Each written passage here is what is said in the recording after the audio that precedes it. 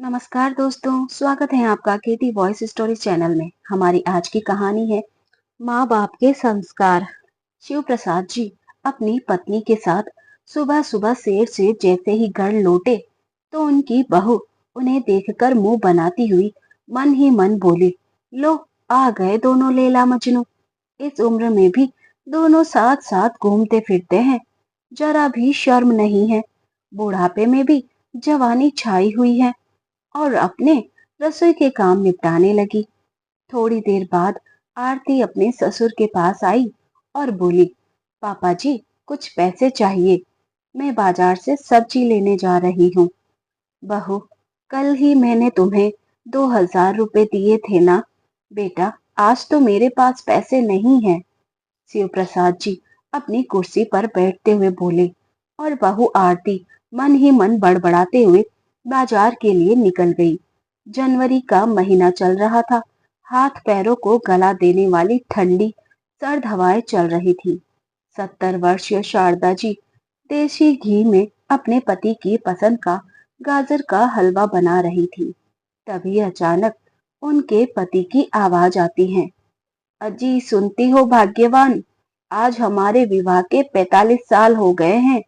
अरे बच्चे अंग्रेजी में क्या कहते हैं, हैप्पी मैरिज एनिवर्सरी। तो मैडम जी बताइए कैसे मनाना है यह दिन। शिव प्रसाद जी बड़े प्यार से अपनी पत्नी शारदा जी के गालों को बड़े ही प्यार से खींचते हुए कहा, अजी मनाना क्या है, अब तो हमारी उम्र हो चुकी है। अगर अब सालगिरह मनाएंगे तो सब लोग हंसेंगे हम पर। चलो छोड़ो, लेकिन एक बात तो बताओ, हमारी शादी को इतने साल बीत गए, तुमने मुझसे कभी कुछ मांगा क्यों नहीं। आज के खास मौके पर मैं जानना चाहता हूँ, तुम्हारी कोई इच्छा अधूरी रह गई हो तो बताओ। मैं अपने बुढ़ापे की पेंशन की कुछ पैसे बचाकर रखे हैं। मैं पूरी कोशिश करूंगा कि अपने आखिरी समय से पहले अपनी पत्नी की हर ख्वाहिश पूरी कर सकूं। शिव प्रसाद जी ने कहा तो शारदा जी बोली, अजी कैसी बातें करते हैं आप। अपनी शादी की सालगिरह के शुभ दिन पर कोई ऐसी मनहूस शब्द अपने मुंह से निकालता है क्या। जाओ, मुझे नहीं चाहिए आपसे कुछ भी। शारदा जी मुंह फुलाकर शिव प्रसाद जी की तरफ पीठ करके बेड पर बैठ गई। तभी शिव प्रसाद जी अपने इस पुराने अंदाज में शारदा जी को थोड़ा प्यार से चिढ़ते हुए गुनगुनाने लगे, मेरे सामने वाली खिड़की में एक चांद का टुकड़ा रहता है, अफसोस मगर न जाने क्यों वह कुछ उखड़ा उखड़ा रहता है। शारदा जी इस समय शर्माते हुए मंद मंद मुस्कुराने लगी और शिव प्रसाद जी की तरफ देखा तो उन्होंने एक गिफ्ट जो कि लाल रंग की पन्नी से पैक था शारदा जी के हाथों में थमा दिया और बोले, जरा खोल कर देखो, तुम्हें पसंद आया कि नहीं। शारदा जी ने जैसे ही गिफ्ट खोल कर देखा तो उसमें बहुत सुंदर लाल रंग की साड़ी थी। अजी इसकी क्या जरूरत थी, अब बुढ़ापे में यह लाल रंग की साड़ी शोभा देती है। अरे भाग्यवान, अभी बुढ़ापा कहाँ है, दिल जवान होना चाहिए। आप दादाजी बन गए हैं पर बचपन अभी तक नहीं गया। चलिए छोड़िए इन सब बातों को। मैंने आज के खास मौके पर आपके लिए आपका फेवरेट गाजर का हलवा बनाया है, अभी लेकर आती हूँ, साथ में बैठकर खाएंगे। शारदा जी तुरंत रसोई घर में गई और एक प्लेट में अच्छे से हलवे को सजाकर ऊपर से थोड़े से ड्राई फ्रूट डालकर अपने पति के लिए लेकर आई और कहने लगी कि अपनी शादी की सालगिरह के शुभ दिन पर हम सबसे पहले हलवा खाकर अपना मुंह मीठा करेंगे। इतने बरस हो चुके हैं हमारी शादी को और हमारा साथ और हमारा प्यार अभी तक बना हुआ है और मैं चाहती हूँ कि मरते दम तक यह साथ बना रहे और आपसे पहले मैं भगवान के पास जाऊं। इस घर में सुहागन के रूप में आई थी और सुहागन के रूप में ही विदा होना चाहती हूँ। शारदा जी और शिव प्रसाद जी हलवा खाते हुए एक दूसरे के साथ मीठी मीठी बातें कर रहे थे और दोनों एक दूसरे को बधाई देते हुए मुस्कुरा रहे थे। तभी शिव प्रसाद जी बोले, जरा एक बार साड़ी पहनकर तो दिखाओ, कैसी लगेगी तुम पर। उनके बहुत आग्रह करने पर शारदा जी वह साड़ी पहनकर आ जाती हैं। तभी अचानक उनकी बहू आरती घर पहुंच गई और यह सारा दृश्य देखने लगी और अपने सास ससुर को मुस्कुराता हुआ देखकर उसके तन बदन में आग लग गई। गुस्से में पैर पटकती हुई आई और बोली, जरा सी देर के लिए बाहर क्या गई और मनमर्जी शुरू हो गई आप लोगों की। और यह क्या है, लाल रंग की नई साड़ी। अरे, कम से कम बुढ़ापे का तो लिहाज कर लो मम्मी जी। और पापा जी, जब मैंने आपसे पैसे मांगे तो कंगालों की तरह साफ साफ मना कर दिया, और मम्मी जी के लिए नई साड़ी के लिए पैसे कहाँ से आ गए। इस उम्र में झूठ बोलते हुए शर्म नहीं आती तुमको। शिव शंकर जी और शारदा जी अपनी बहू की कड़वी बातें सुनते ही जा रहे थे। तभी आरती ने अपने ससुर के हाथ में हलवे की कटोरी छीनी और बोली, हलवा बनाया है मुझसे पूछे बिना, मेरी इजाजत के बिना, मेरी रसोई में कदम कैसे रखा। अपने बुढ़ापे में भी जीभ का चटोरापन कम नहीं हुआ आप लोगों का। थोड़ी देर के लिए घर का सामान लेने बाजार क्या गई, आप दोनों ने तो मौज मनाने शुरू कर दिए। चुपचाप अपने कमरे में नहीं बैठा जाता क्या। तुम लोगों के पैर कब्र में लटके हुए हैं और मेरी पीठ पीछे पार्टी चल रही है। यह सुनने के बाद शिव प्रसाद जी से रहा नहीं गया। उनके सब्र का बांध टूट गया और बोले, बहू, शायद तुम भूल रही हो कि यह घर तुमसे पहले हमारा है और हम इस घर में अपनी मन मर्जी से रह सकते हैं और जो चीज चाहे वह पकाकर भी खा सकते हैं।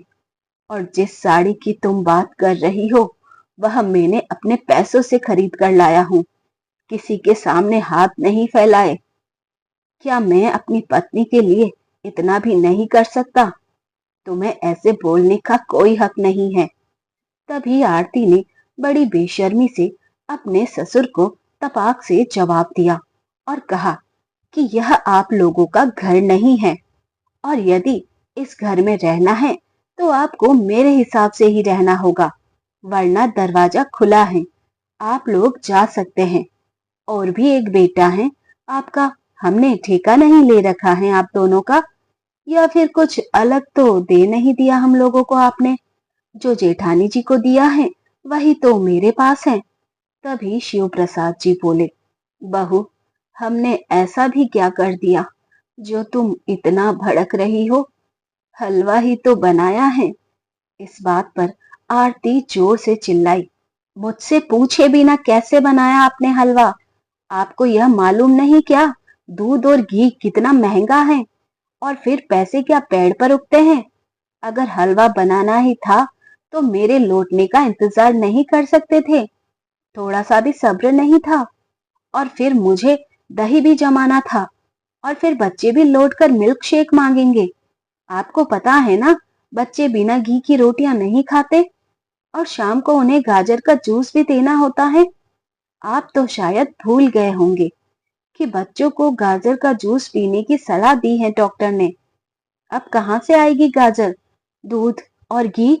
घी दूध तो आप दोनों ही गटक गए, हमेशा अपनी मन मर्जी करते हैं।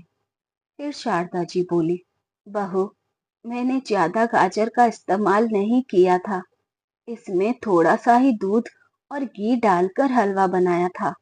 बाकी की गाजर और दूध फ्रिज में रखी हुई है, इसलिए ज्यादा गुस्सा करने की जरूरत नहीं है। फिर आरती बोली, माँ जी, मुझे पाठ पढ़ाने की कोई जरूरत नहीं है। मुझे तुम जैसे बुड्ढों से पूछने की कोई जरूरत नहीं है। बस मेरी एक बात कान खोलकर सुन लो, आगे से मेरी इजाजत के बिना अगर मेरी रसोई में कदम भी रखा तो आपके लिए ठीक नहीं होगा। इस पर शारदा जी बोली, बहू, हम अपने बेटे की कमाई खाते हैं, कौन सा तुम कमा कर खिला रही हो जो इतना भड़क रही हो। और अगर थोड़ा सा खर्च कर भी लिया तो क्या बिगड़ गया। इतना सुनते ही आरती का गुस्सा सातवें आसमान पर पहुंच गया।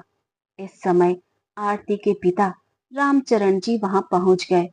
उन्होंने दरवाजे से ही अपनी बेटी के चिल्लाने की आवाज सुन ली, इसलिए वह वहीं दरवाजे की आड़ में खड़े हो गए और वहीं खड़े खड़े सारा नजारा देखने लगे। उन्होंने देखा कि आरती ने झपक कर अपने सास ससुर के हाथ से हलवे की प्लेट छीन ली और बोली, यह घर मेरा है और इस घर की मालकिन मैं हूँ, और वह आपका बेटा पहले हुआ करता था, अब वह मेरा पति है और पति की हर चीज पर सबसे पहले उसकी पत्नी का हक होता है, ना कि उसके बूढ़े माँ बाप का। अब जैसा मैं कहूंगी वही सब तुम्हें करना होगा, अपनी मनमर्जी चलाने की जरूरत नहीं है। ऐसा कहते हुए आरती गुस्से में तमकते हुए अपने कमरे में चली गई।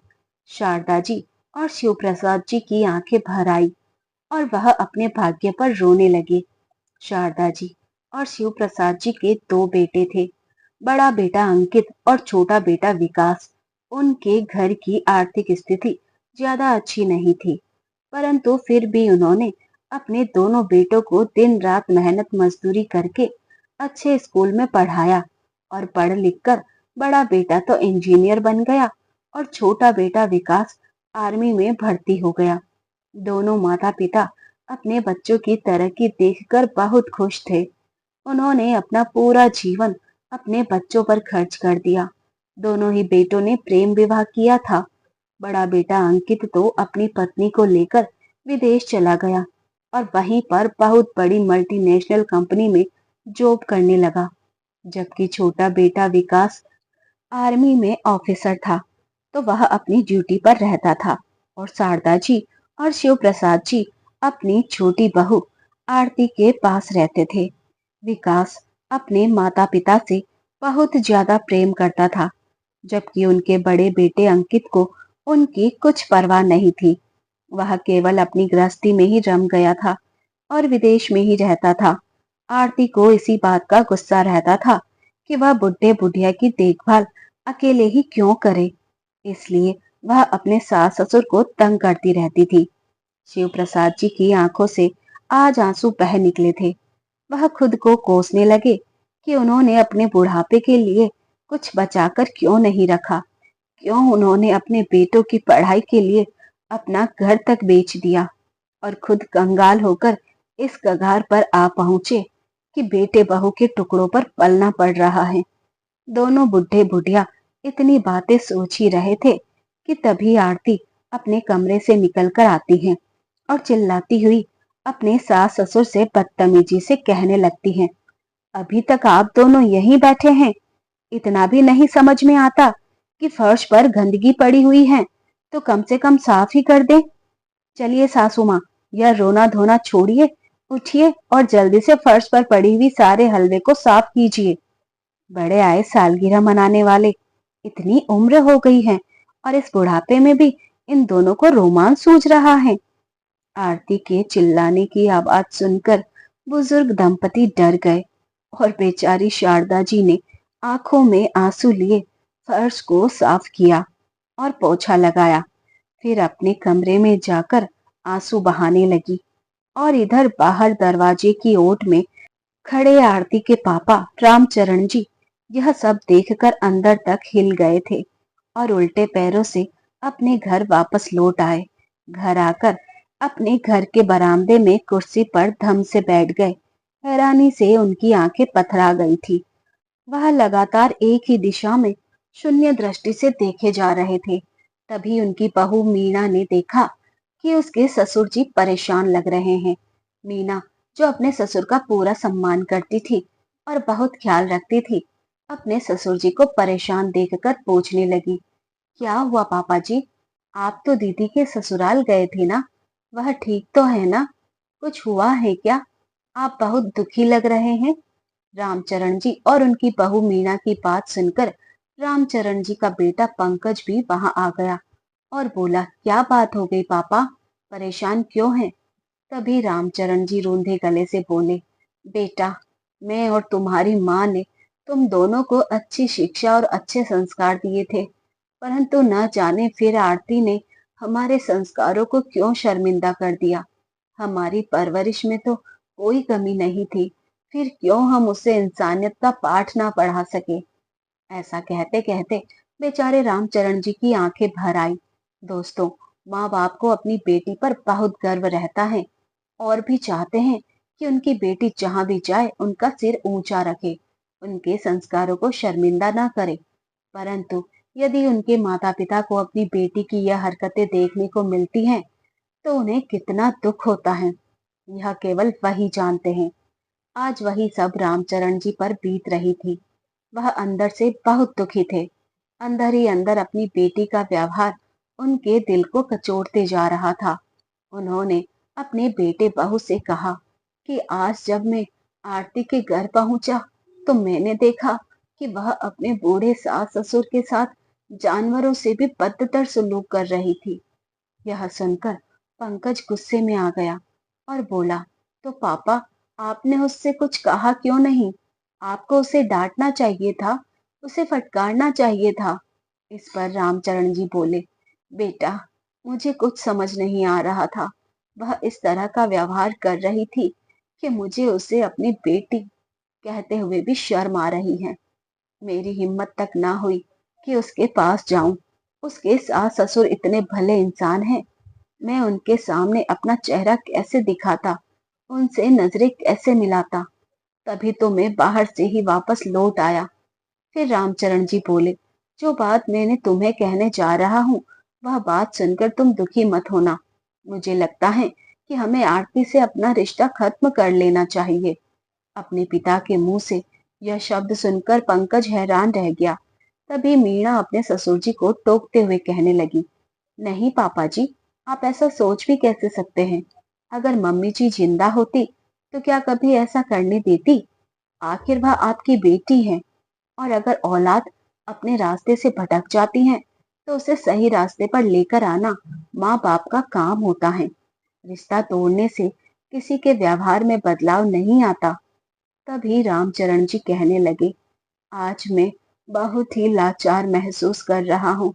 मैं और तुम्हारी माँ ने अपनी बेटी आरती को दुनिया की सारी खुशियां दी, सब कुछ दिया, लेकिन उसे एक अच्छा इंसान तक नहीं बना सके। तभी मीणा ने अपने ससुर जी को संभाला और कहा, पापा जी, वह सब छोड़िए, यह वक्त टूटने का नहीं है। आपको खुद को संभालना होगा। कुछ दिनों बाद भाई दूज का त्योहार आ रहा है और दीदी यहाँ पर आएगी। आप चिंता मत कीजिए, आगे मैं सब संभाल लूंगी। मैं जानती हूँ कि आगे मुझे क्या करना है। आप बिल्कुल चिंता मत कीजिए। अपनी बहू की उम्मीद भरी बातें सुनकर रामचरण जी को बहुत अच्छा लगा। उन्हें कुछ राहत महसूस हुई तो वह बोले, ठीक है बहू, मैं जानता हूँ कि तुम सब कुछ संभाल लोगी। मुझे तुम पर पूरा विश्वास है। भाई दूज के त्योहार से पहले ही आरती हमेशा की तरह उसकी तैयारी में जुट गई। भाई दूज के त्योहार से पहले ही आरती हमेशा की तरह उसकी तैयारी में जुट गई और अपने भाई के लिए कुछ गिफ्ट और मिठाई खरीद कर ले आई। अपने मायके जाने के बारे में सोच सोच कर वह मन ही मन बड़ी परेशान थी। भाई दूज के त्योहार पर खुशी खुशी मायके पहुंच गई। आते ही अपने भाई और भाभी से मिली। उसकी नजरें अपने पापा को ढूंढ रही थी, लेकिन पापा कहीं नजर नहीं आ रहे थे। आ गई दीदी, हम सब आपका इंतजार कर रहे थे। आप आराम से बैठिए, मैं आपके खाने के लिए कुछ लेकर आती हूँ, मीणा ने कहा। फिर आरती बोली, नहीं भाभी, उसकी कोई जरूरत नहीं है। आप बस यह बताइए कि पापा कहाँ हैं। आरती की बातें सुनकर मीणा ने बड़ी ही बेरुखी से कहा, अरे, होंगे यहीं कहीं, मुझे क्या मालूम। मैं कोई दिन भर उनके आगे पीछे थोड़ी ना घूमती रहती हूँ। अरे, वह तो वैसे भी दिन भर घर पर खाली तो पड़े रहते हैं, और मुझे तो घर के और भी काम होते हैं। अपनी भाभी की बात सुनकर आरती हैरान रह गई। तभी पंकज बोला, अरे आरती, तुम आ गई? और कैसी है मेरी बहन? जीजाजी और बच्चे कैसे हैं? वह सब ठीक हैं। बच्चों को साथ लेकर क्यों नहीं आई?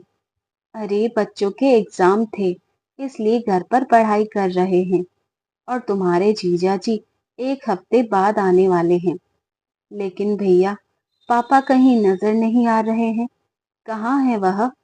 आरती ने फिर से वही प्रश्न किया। परेशान होकर आरती खुद कुर्सी से उठकर चारों तरफ घर में आवाज लगाती हुई अपने पापा को ढूंढने लगती है। पापा, पापा, कहाँ हैं आप? देखो, आपकी बेटी आपसे मिलने आई है। आरती की माँ के जाने के बाद से वह अपने पापा के बहुत ज्यादा क्लोज हो गई थी। तभी आरती की नजरें बरामदे में पीछे बने बाथरूम के पास गई। उसने देखा उसके पापा बदहवास हालत में बाथरूम के बाहर पड़े हुए हैं। वह दौड़कर अपने पापा के पास चली गई।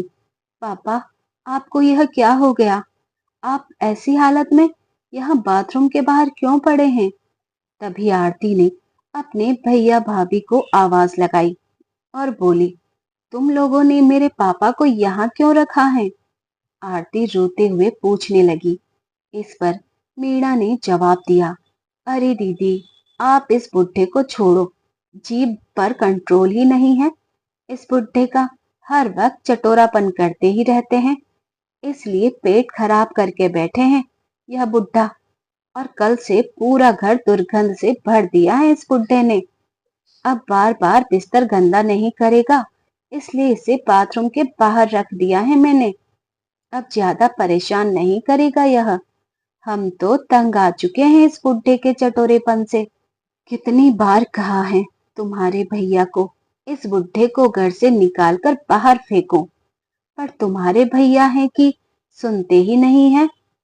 अपनी भाभी के मुंह से ऐसी बातें सुनकर आरती ने गुस्से में कहा, लेकिन भाभी, अगर पापा ने अपनी पसंद का कुछ खा भी लिया तो क्या हो गया? अरे बुढ़ापे में ऐसी चटपटी चीज खाने का मन करता है। अगर आपको ज्यादा ही तकलीफ हो रही थी तो आप उन्हें दवा दे देती या फिर किसी अच्छे डॉक्टर को दिखा देती। अपने पिता समान ससुर की इतनी बेकदरी करने का क्या मतलब था? आरती अपने पापा को उठाकर सहारा देते हुए उनके कमरे में ले जाती है, परंतु उसकी भाभी मीना उन्हें बिस्तर से भी नीचे उतार देती है और फर्श पर लेटा देती है, यह कहते हुए, यह बुढ़ा सारा सारा बिस्तर गीला करता रहता है।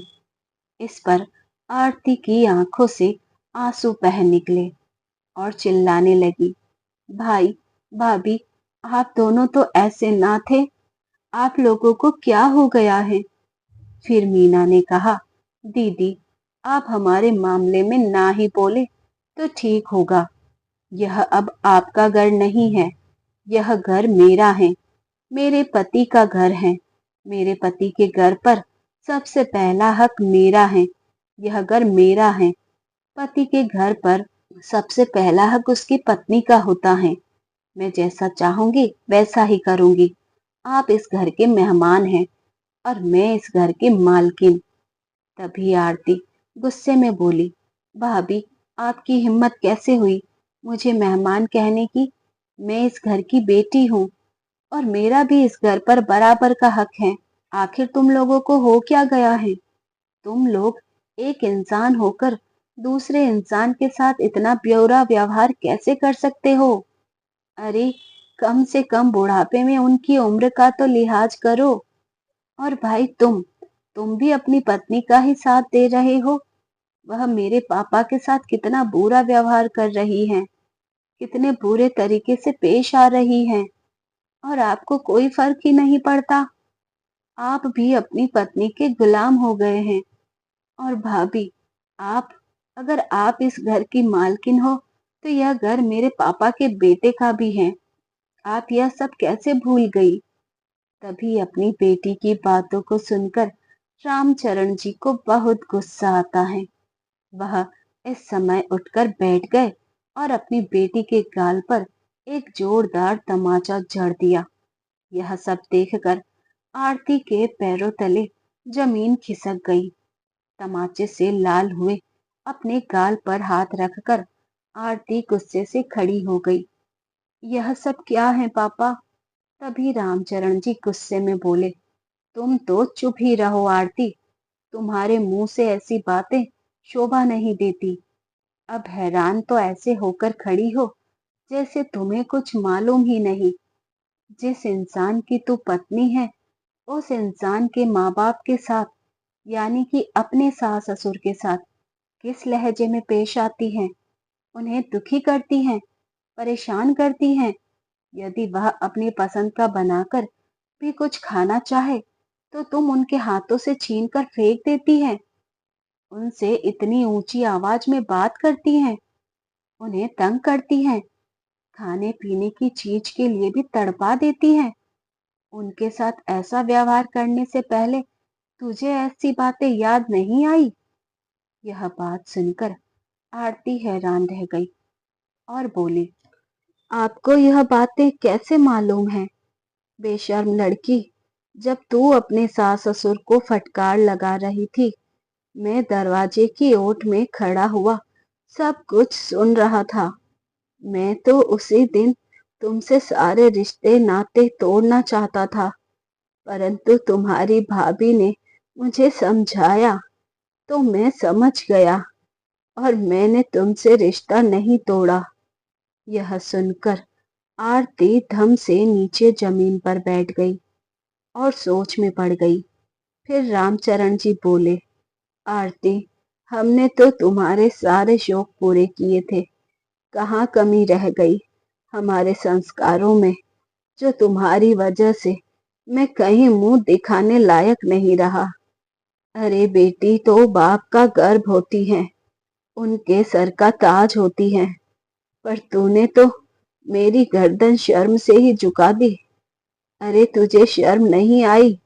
जिस आदमी की तू पत्नी है उसी के माँ बाप का तिरस्कार कर रही है।